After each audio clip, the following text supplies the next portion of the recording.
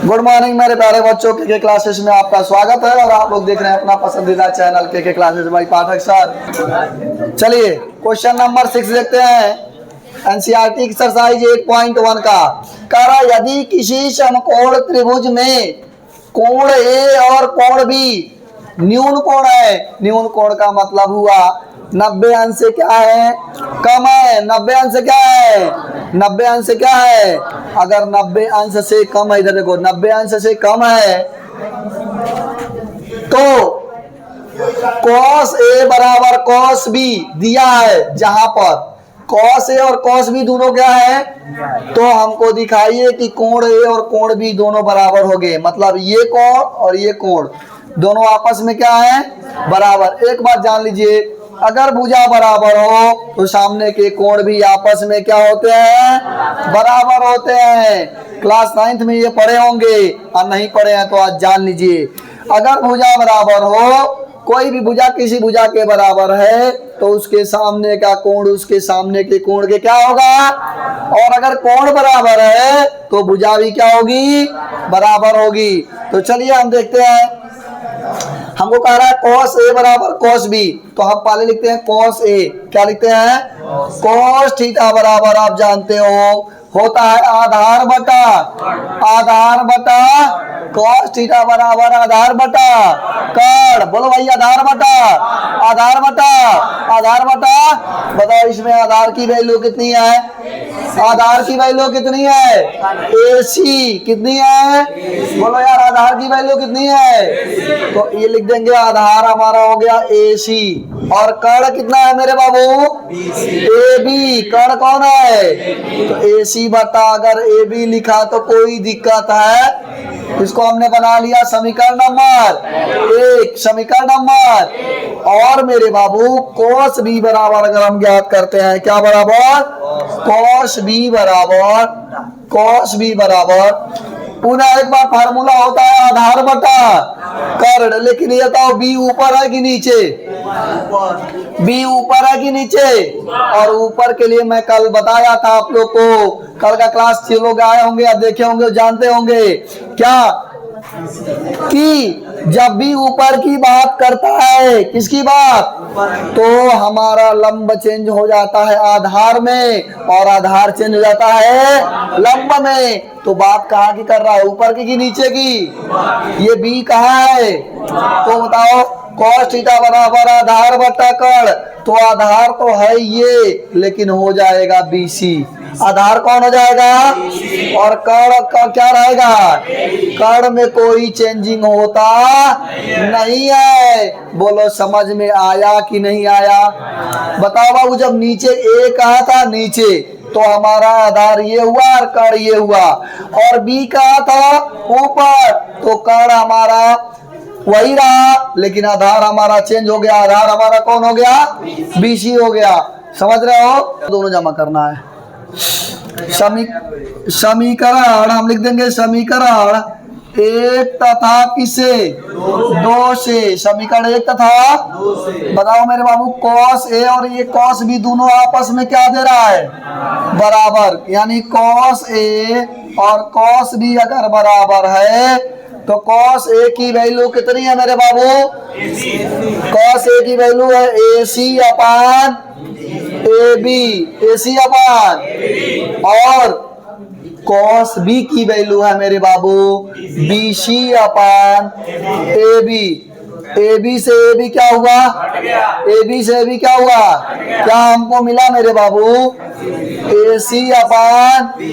ये दोनों AC कहाँ है, ये है AC, और BC कहाँ है, ये भुजा बराबर है इस भुजा के। तो इस भुजा के जो सामने का कोण होगा, इस भुजा के सामने का कोण ये तो होगा नहीं, इस भुजा के सामने का कोण ये तो होगा नहीं। बचा कौन सा कोण, यही ना कोण बचा। यानी AC के सामने का कोण है हमारा B और BC ये भुजा है। इसके सामने का कोण ये तो है नहीं, ये तो है नहीं, तो बचा कौन सा कोण, A। यानी कोण B बराबर हो गया किस कोण के, A के। और यही मुझे क्या करना था, सिद्ध करना था, PROBED। समझ में आया।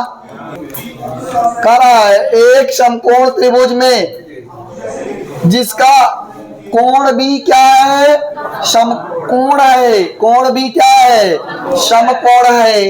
यदि tan a बराबर 1 करड़ी में 3, tan a बराबर 1 करड़ी में, तो sin a cos c plus cos a sin c का मान ज्ञात कीजिए। मन मान क्या होगा, मान होगा मन मान का मान हमसे पूछ रहा है। हम एक चित्र बना लेते हैं, कोण भी को क्या मान लेते हैं, 90 अंश, क्योंकि जो समकोण होता है वो कितने अंश का होता है, समकोण कितने अंश का होता है।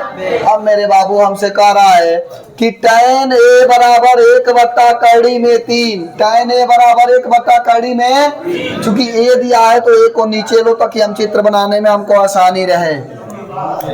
इसको मान लेते हैं हम c और इसको हम मान लेते हैं a। tan a बराबर 1 करड़ी में 3, हम जानते हैं मेरे बाबू tan a बराबर 1 अगर करड़ी में 3 है तो tan थीटा बराबर होता है मेरा लंब बटा आधार। लंब बटा लंब कितना है मेरे भाई, लंब कितना होगा, आधार कितना होगा, करड़ी में क्या हमको नहीं पता है, कर्ण क्या नहीं पता है, कर्ण ज्ञात कर लेंगे। चलिए ज्ञात करके दिखाइए, आज टाइम दे रहा है 1 मिनट। कर्ण ज्ञात करिए सब लोग, कर्ण ज्ञात करिए। 2 आएगा, लंब का मान 1 का स्क्वायर, आधार का मान करड़ी में 3 का स्क्वायर, कर्ण का स्क्वायर बराबर 1 करना में 1 प्लस 3, कर्ण बराबर हो जाएगा 3 1 करड़ी में बराबर कितना आएगा, ज्ञात कर लेंगे।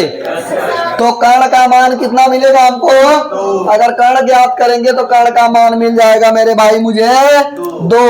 अब कुछ घबराने की बात नहीं है, हमसे पूछ रहा है इसका मान, किसका मान, sine a cos c plus यस कौन काटे में, अच्छा,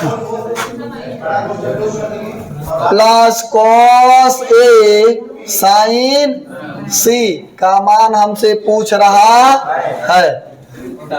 मेरे प्यारे बच्चों ध्यान देंगे, sin a cos c plus cos a sin c का मान हमसे पूछ रहा है। अब देखो यहाँ पे sin थीटा बराबर होता है लंब बटा, और मेरे बाबू लंब की वैल्यू कितनी है 1 और कर्ण की वैल्यू कितनी है, तो sin a बराबर हो जाएगा 1/2 लिखा तो कोई दिक्कत है, समझ में आ रहा है कि नहीं आ रहा है, समझ में आ रहा है। और ये क्या है cos c, cos थीटा बराबर भी होता है मेरे प्यारे बच्चों आधार बटा, और आधार की वैल्यू मेरी कितनी है करड़ी में, लेकिन ये लगेगा नहीं क्योंकि c जो है वो कहाँ है मेरा, c कहाँ है, तो लंब हमारा आधार हो जाएगा अभिषेक बाबू, और आधार हमारा क्या हो जाएगा लंब क्या होगा, आधार क्या होगा, लंब क्या होगा, आधार क्या होगा, कब होगा, जब ऊपर का पूछेगा तब, जब ऊपर का पूछेगा कब होगा, जब ऊपर का पूछेगा कब होगा, जब ऊपर का पूछेगा। अब ये डाउट नहीं रहना चाहिए, ओके। तो ये सी का ऊपर है कि नीचे, तो ये हमारा आधार है तो ये क्या बन चुका है, और ये हमारा लंबा तो क्या बन चुका है, कर्ण में कभी कोई चेंजिंग होती, कर्ण में कोई चेंजिंग होती तो मेरे बाबू cos थीटा बराबर अगर आधार बटा कर्ण होता है, आधार बटा कर्ण, तो आधार यहाँ पे क्या हो चुका है 1 और कर्ण क्या रहेगा, क्योंकि कर्ण में कोई चेंजिंग होता 1/2 होगा। बोलो कोई दिक्कत है, समझ में आ रहा है। अब क्या है साइन cos थीटा बराबर पुनः आधार बटा कर्ण, आधार देखो 1 है ऊपर की नीचे, ऊपर है कि नीचे, अगर नीचे है तो कोई चेंजिंग की बात, अगर नीचे है तो कोई चेंजिंग की बात, चेंज होगा कुछ क्या विनाश, कोई चेंज होगा नहीं। तो आधार मेरा कितना है करड़ी में 3 है, और कर्ण मेरा कितना है करड़ी में 3/2 लिखा, कोई दिक्कत है, समझ में आ रहा कि नहीं आ रहा है। अब इनटू साइन थीटा बराबर होता है लंब बटा, लेकिन यहाँ पे क्या दे दिया है सी का है, तो लंब बताओ, कड़ी में 3 होगा कि 1 होगा? कड़ी में 3 होगा। कौन होगा? क्योंकि जो आधार है वो क्या बन जाएगा और लंब क्या बन जाएगा?